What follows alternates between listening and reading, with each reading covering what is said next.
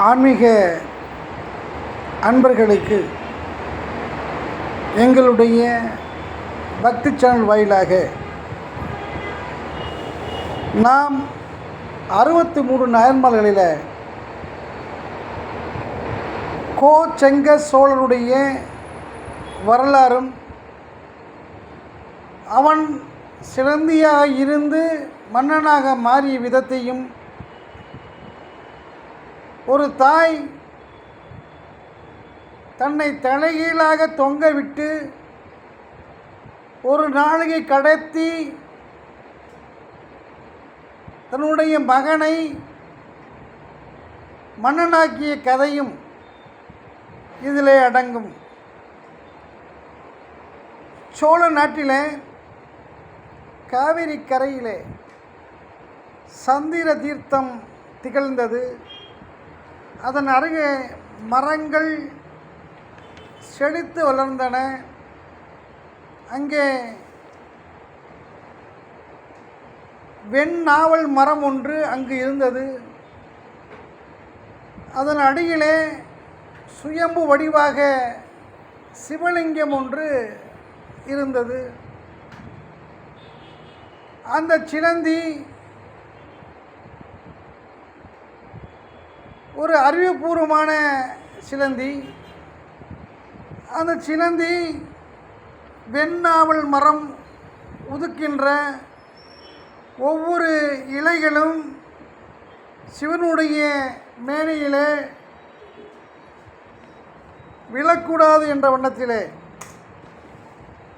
தன்னுடைய வாயில் சுரக்கின்ற அந்த நீர்ப்பசை கொண்டு ஒரு வலை பின்னியது. அங்கிருந்து மேலிருந்து கீழே விழுகின்ற அந்த மர இலக்குப்பைகள் சிவனுடைய திருவுருவில் படாது அது தடுத்தது. அப்படி இருக்கையிலே அங்கே ஒரு வெண் யானை, அந்த யானை ஈசனாருக்கு நீர் தும்பிக்கையிலே கொண்டு வந்து காட்டுப்பூக்களை பறித்து வந்து தும்பிக்கையில் உள்ள நீரினை சிவனுடைய திருவுருவின் மேலே ஊற்றுவதும் போலவும் அதன் மேலே காட்டுப்பூக்களை வைத்து அங்கே அந்த சிவலிங்கத்தை சுயம்பு சிவலிங்கத்தை வணங்கி வந்தது. அப்படி ஒரு நாள் வணங்கி வரும் பொழுது அந்த சிவன் சிலைக்கு மேலே ஒரு சிலந்தி கூடு கட்டி உள்ளது என்பது அதற்கு இது சரியான விஷயம் அல்ல என்று நினைத்தது. அதற்காக என்ன செய்தது என்றால் அதனுடைய கூடை கடைத்து எரிந்தது. அந்த சிலந்தி உணவு தேடி வெளியே சென்றது. மறுநாள் அதனுடைய கூடு பீந்திருப்பதைக் கண்டு மிகவும் சினந்தது. இயற்கைக்கு மாறாக இந்த வலையை பிரித்தவர்கள் யார் என கடும் கோபத்துடன் இருந்தது. மறுநாளும் தன்னுடைய எச்சில் வழியாக ஒரு வலைப்பின்னலை ஏற்படுத்தியது. மீண்டும் யானை வந்து பார்த்து அந்த யானை தன்னுடைய தும்பிக்கையால் சிலந்தி வலையை கிழித்தெறிந்தது. அப்பொழுது அந்த சிலந்திக்கு மிகப்பெரிய அளவிலே கோபம் வந்தது. நாம் செய்யக்கூடிய இந்த இறை நம்பிக்கைக்கு இந்த யானை இடையூறாக இருக்கின்றது என நினைத்து யானையினுடைய தும்பிக்கையின் வழியாக யானையினுடைய மதங்கத்தை ஏறி கடித்தது. அப்பொழுது யானை வலியால் துடித்து தன்னுடைய தும்பிக்கையை பூமியை நோக்கி அதிரும் வண்ணம் அரைந்தது. அப்படி அரைந்த பொழுது அங்கே சிலந்தி செத்தது, யானையும் இறந்தது. ஈசனார் அந்த யானைக்கு சொர்க்கபுரிக்கு செல்லும் வாய்ப்பை தந்தார். அந்த சிலந்திக்கு ஒரு நாட்டினுடைய மன்னனாகக்கூடிய வாய்ப்பை பெற்றுத்தந்தான். சோழ நாட்டிலே காவிரி கரையில் சந்திர தீர்த்தத்திற்கு அருகில் சோழதேவன் சுபதேவன் மனைவி கமலவதி ஆகிய தம்பதிக்கு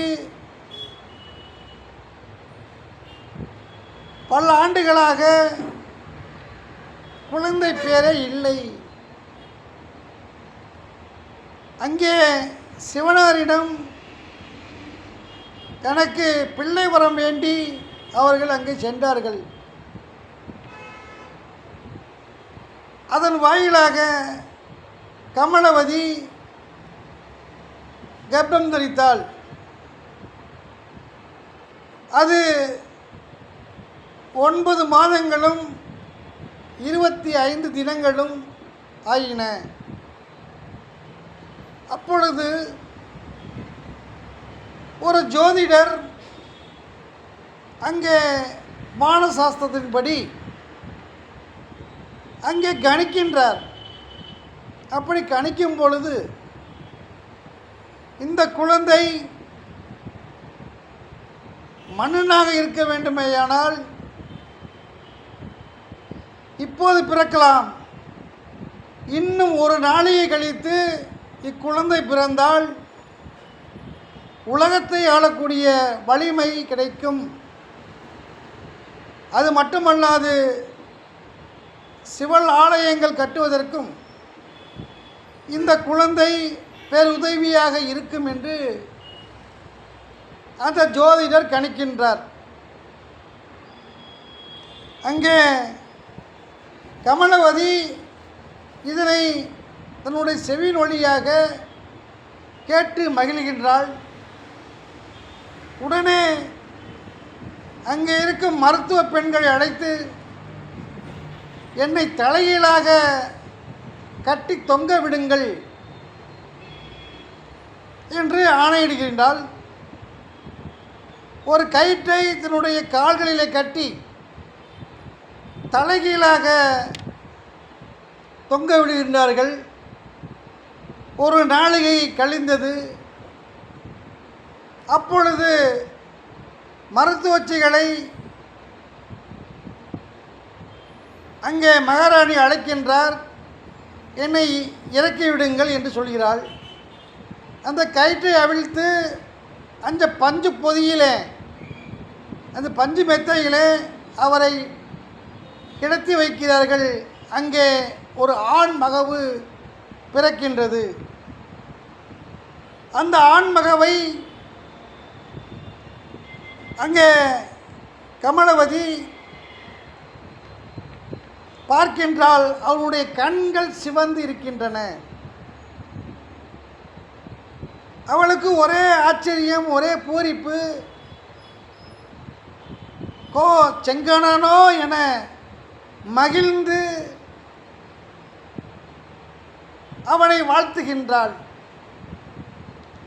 அங்கே கர்ப்பிணி பெண்ணான இவள் தலைகீழாக தொங்கியதன் காரணமாக அவள் இறந்து விடுகின்றாள்.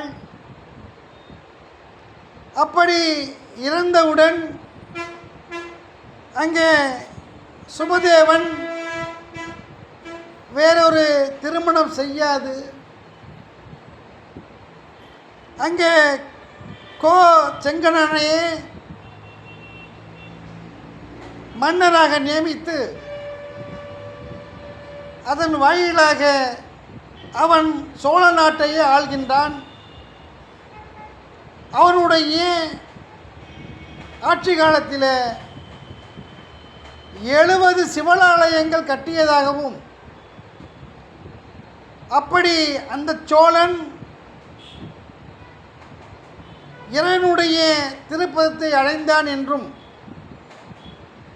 63 நாயன்மார்களில் 70 சிவாலயம் கட்டிய மாமன்னன் என்ற பெயரை கோச்செங்கணன் பெற்றான். அப்படிப்பட்டவனை சிவன் தன்னுடைய சிவபதியிலேயே சேர்த்து கொண்டான். சுபம்.